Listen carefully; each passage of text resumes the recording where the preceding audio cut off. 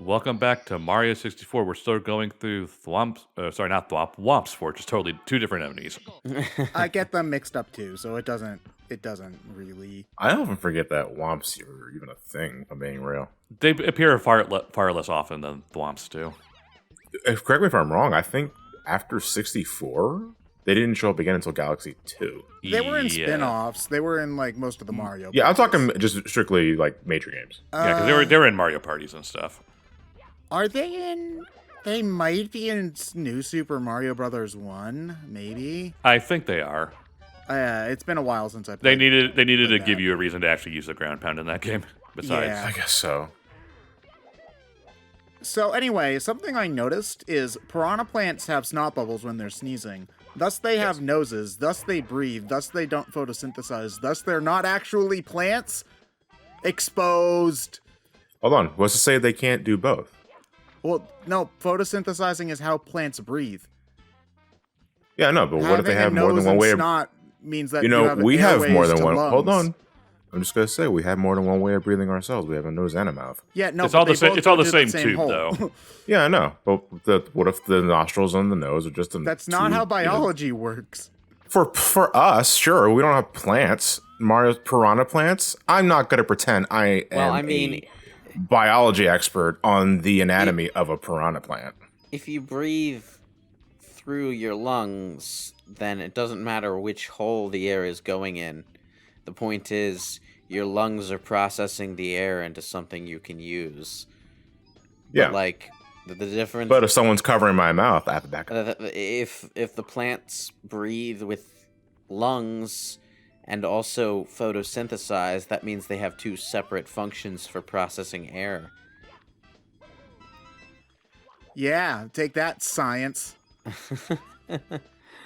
The tangents we go on. Yeah. Yeah, well, I mean, we're doing the red coin mission. What else are we going to talk about? Well, we're doing 100 coins. Oh, we're which doing would- 100 which- coins. That's even yeah. worse. Which involves Yeah, the I was red going to coins. say, that's like 92 more. No, it is actually 84 more. Oh, that's right, because red coins count for 2. Yeah. And, well, blue coins count for 5. Yeah. This is the first game to introduce blue coins, I think. Fuck you, Sunshine, for your Yeah. 100 coins. Frickin' 100 coin missions in this game frustrate the hell out of me, though. Because Most of them aren't too bad. I'd say out of the 15 courses, only 3 or 4 are particularly bad. well, no, the problem is more just They're okay, tedious. you can stay in the course after getting this one specific star, but every other one you need to go back in after every single one. It's like, I would say why? shifting Sandland and Tall Mountain are probably my least favorite. And Hazy Maze Cave, because it's literally And impossible. oh my god, Hazy Maze. Hazy because- Maze Cave is just not a good level, period. Well, yes, but that one you have to get the blue coins in that stage, or you cannot get the 100 coins. Yeah. Yeah. I mean, although if you are going to get the red coins, you might as well do the 100 coins. 100 coins first. Not Just to not- save yourself some time. Not strictly every time. It's not the best route to do it, but most of the time it is. Oh, you know what? So I guess for a topic of conversation, since we're literally watching the grind, because I can already see predict some comments like the first part of the revisit. Why wouldn't you use the opportunity to record Mario 64 DS instead? Oh, yeah, since I we technically was- never did that one. I was surprised because- you bring it up. Because it's the worst version of the game. Oh, Who said that? hold on. We've got a bona fide Mario 64 DS stan in the commentary today. And I'm gonna say, I mean, it's good. It's fine. Yeah, it's fine, but the control really hampers it. It's a lot more tedious because a lot of stars are locked behind different characters, which means instead of just going to the star and doing it, you have to either go get the character or just go to the area where the caps are and change there. It's the extra content is nice, but I don't think it makes up for the inherent problems it presents. The control is my biggest problem with it, because I actually don't mind the added content and the other characters. I do agree that it's a little slow to start because you have to do the Yoshi stuff in the beginning. But if it's that goddamn D-pad, and the run button, it didn't need that at all. The run button, I'll go with you. I wish that the default speed was running, and You Yeah. would have a button to slow down. It's one of those. Mario 64 is one of those games I wish they waited until the 3DS to re-release, like they did with Ocarina at a time. Yeah. Instead of just like having to use an established game on the N64 to establish like the DS can do 3D games, so let's bring over Mario 64. It was like, yeah, but a really big thing about Mario 64 was the analog stick. Yeah, but And this doesn't have an analog stick. To give the DS version its credit, it is a great looking game. Like it is For a launch DS game. For a launch DS game, yeah. Yeah. I mean, reminder that's also 8 years later, Ted. So My only issue with it, like visually, is that like the models are really great. Like compared to the 64, it's not even close. The texture resolution though is a little too low in some areas, where it's like, God, this looked better on the 64 than it did. Yeah, it's also really fuzzy. I won't give it too much shit for that though, because the tiny DS has a naturally lower resolution. Yeah. My only other issue is that the audio quality is a bit scratchy. Yeah, Yeah, that's also kind of a thing with a lot of DS games though. So. Yeah, every Yeah. voice clip in that game peaks. Yeah, big time. Yeah, And I don't know why they didn't realize that. Oh, I don't know. Okay, Again, they but launch DS game. Maybe they didn't know. Counterpoint: the touchscreen mini games are amazing. in Mario 64. Most of them are. Excuse me, the one where you drag the bob-ombs into the different things. I gotta say that's what I'm saying. Most of them. I'm saying most of them are good, but a lot of them, like there are a couple that are like, man. Okay, look, shit. Yoshi's. Yes, I will agree that having a love me not mini game, it's filler, sure, but fills me with depression. yeah, but at the same time, look, you've got the casino mini games, and if you put a casino into any video game, I will spend hours and hours and hours wasting my life in there. So Are those games in like the European version of the game? I think so. They're replaced with Voltorb Flip. So I guess we're agreed when we're never taking Ted to Vegas. Oh, dude, don't ever. Although I will say I am much better about the plot of The Hangover. I am much better about this in real life than in video games. In real life, because you have nothing to lose. In real life there is a casino in the Boston area. It's kind of like chintzy and crap, so don't go to it. I played one hand of poker there. I got 3 2s. I doubled my bet and I won about $100, and then I was like, cool. And then I stopped, I turned my money in, and I'm never going back. Because I beat the house, man. Isn't that all you want to do? Is say that you beat the house? Well, I mean, yeah. I mean, if you had kept playing, you would have lost that $100, and then another 100 more, and then you would have won 25, and it wouldn't have been worth it. Okay, so can we not talk about my potential gambling problem and talk about how this is the stupidest mission in the game? Yeah. What is Ted says, fuck interventions. Yeah. I don't have a problem. You Mom, have a problem. Ted, I think you have a gambling addiction. Hey, I'm watching you. What was your question, Ted? Oh, it's just, does anything blast away the wall? Okay, that's what it's called. So you're just supposed to shoot at every wall until... Yeah. Okay. Basically. All right. Yeah, I don't even remember what the hint was for Blast Away the Wall, if there was. It was just a name, really. Secrets in early 3D games are weird. Yeah. I mean, I don't mind secrets when they are truly secret. Like, one thing...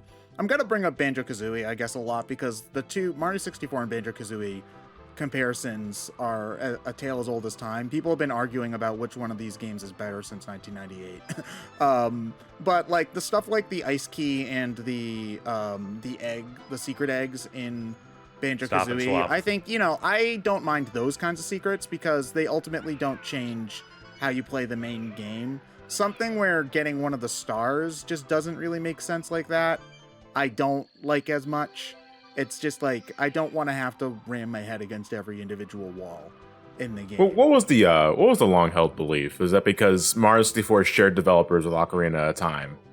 It had also a simultaneous tech development. skip. They had simultaneous development. People believe that is the reason why Mario 64 was a little more puzzle-oriented than what you might have been used to. Yeah, more exploratory as well. Yeah.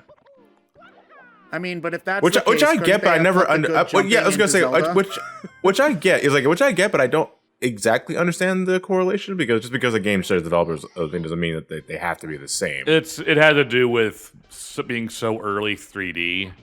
They were just sharing ideas and implementing them into the games willy nilly just to see what would work. What can we do to emphasize that third dimension, basically? Yeah. Yeah. Puzzles. Breakdance kick. Breakdance kicks. Mario can do the breakdance kick in Mario Galaxy. Did you know that? Yes. Yeah, but the spin attack is just so much better. Well, you do the breakdance kick by spinning. By crouching and spinning. By crouching and spinning. Yeah, you could do. That's how you clip through the glass dome to get to the launch star early. Yep. I love doing that. I didn't figure that out until I did my replay on the 3D All Stars version, and it blew Really? my mind. Yeah, I mean, when are you ever going to crouch and then do the spin attack? It's the only time I'm hitting the crouch button is when I'm doing the homing ground pound. Yeah, I didn't even know that the homing ground pound existed until my third playthrough of the game, I think. I did it by accident. Yeah. Man. I think that's what happened is I did it by accident once, and then that I just experimented until I figured it out. Man, I think something in the game tells you that you can do it, but, Perhaps. You know what? I can't wait to actually get around to playing my copy of Super Mario 3D All Stars, just so I can play a version of Galaxy where the spin attack is on a fucking button. It's honestly the spin attack doesn't really bother me that much being on the shake. I know that a lot of people will prefer I it and it will hate be nice. shake controls in place of a button. The input is always delayed. It never really bothered me that much in Mario Galaxy, partly because the game is fairly comfortable in terms of difficulty, and you're usually given a wide enough window that it doesn't matter that much. And also because Mario Galaxy is one of the only Wii games I can think... Bob-omb? Okay. It works fine enough for a spin attack, because the spin attack lasts a couple seconds, so you can preemptively shake. And, eventually you just get used to that. But... at some point, I just like to be able to push a button and have the thing happen immediately. Yeah. One thing I do miss, though, on the All-Stars version is the IR pointer for the star bits. I mean, I played most of the game in handheld, and you do get the precision with the touchscreen, but it's also really weird to take your hand off of the main buttons in order to do that. Yeah, because you kind of have to, assuming you're not going from launch star to launch star, you have to completely kind of disconnect from one side. And it's fine when you're playing it on the console, but you have to reset the wait, what? There's okay. Yeah. Yep. It's one of those things where it's like the sign tells you. Huh? Okay. Oh, okay. But yeah, the you have to re-center the IR pointer all the time whenever the Switch tries to emulate that. That was an issue with Pikmin 3 Deluxe as well, where if you the IR pointer kind of desyncs all the time, and so you have to keep on fiddling with it, and it's just not as natural. And honestly, I probably would rather deal with the shake controls because the IR pointer is that fiddly.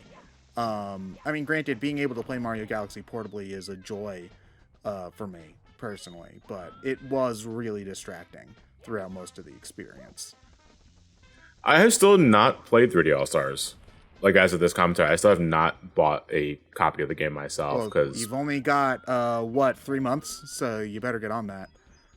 My God, we all know what the end game of that is, though. Yeah, Everything's going to be in each game for $30 individually on the eShop. Yeah. And I mean, I don't know how I'm supposed to think about this because it's something I'm used to. Like the dreaded Disney Vault growing up. You had to buy your copy of Bambi now or you'd never get it ever again.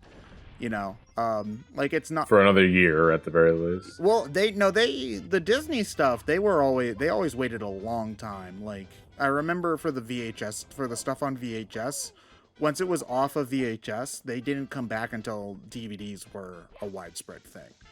I don't remember the exact dates, but I'm pretty sure at least for a lot of the really old classic Disney movies, it was like 7 or 8 years between some of the Mario's fist confirmed stronger than a ton of TNT. The bomb didn't do shit to that box.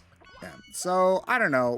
Granted, I don't mind it as much for Mario 3D All-Stars because we know they're going to put them on the eShop after the collection goes away, so...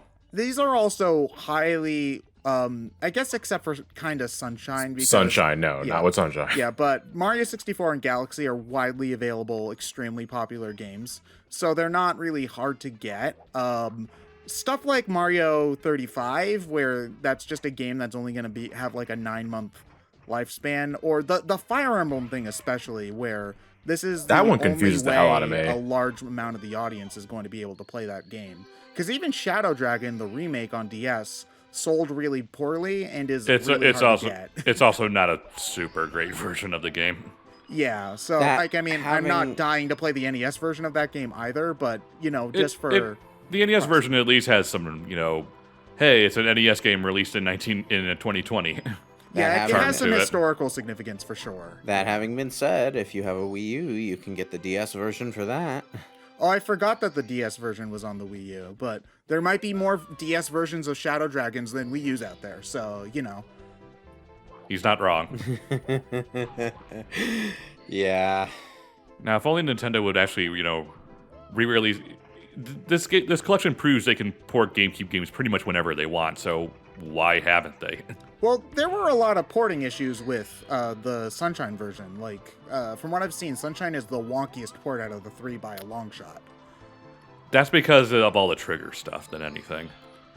Yeah. I mean, I do think that they should re-release more GameCube games. I agree. I mean, you have Twilight Princess and Wind Waker basically on the Wii U ready to go for the Switch, so that I don't understand. I mean, a lot of other games like Path of Radiance, and I don't think they need to do Animal Crossing because there's already one on the Switch. But Path of Radiance is probably one of the easiest porting jobs they've got, to be honest, because even on my old ass computer, I could run that on Dolphin easy. well, there's nothing. It's more that there's nothing on the controller that's specific to it that they can't just map to the buttons on the Switch controller. So Paper Mario Thousand Year Door is another game I know a lot of people really want ported because good quality copies can sometimes go for over $60. yeah, so and we're getting to the point where you're paying more than you would have if the game was brand new. Yeah. Also, don't get me started on Path of Radiance versions of yeah. you're trying to get that. I checked last night actually because I was talking to a friend about it. That was going for minimum 180 on eBay. Oof. Good God. Oof. Yeah. I mean, easy money right there doing a remake of it. Just sell it for $20. You'll easily sell like 1 million copies digitally. Okay, so I agree with you on principle, but let me play devil's advocate for a small bit here. Path of Radiance isn't Mario, and it being like a digital-only download doesn't have the same excitement or hype factor for the wider audience, I think. And I think they might want to, and I think what their mindset might be is they want to tap into the hashtag new Fire Emblem fan base a bit by updating it and making it more like I was gonna say, if they want to remake it with all the post Awakening quality of life stuff, then by all means go for it. But if that's not the plan, then just port it. Okay, yeah, I agree with you on that stance because Path of Radiance is fairly user friendly from what I remember. Yeah, it's more just things are inconvenient because you still have to do the if you want to select a certain weapon, you still have to go to items and select it instead of just X and Y and things like that. So. Yeah. But, I have played a fair amount of Path of Radiance, and I will say it's fairly easy to get into by Fire Emblem standards. So, Yeah. So they could easily just port it if they wanted to, but that's the end of this Mario 64 part. We'll be going to Jolly Roger Bay in the next part. Hope you're all looking forward to it.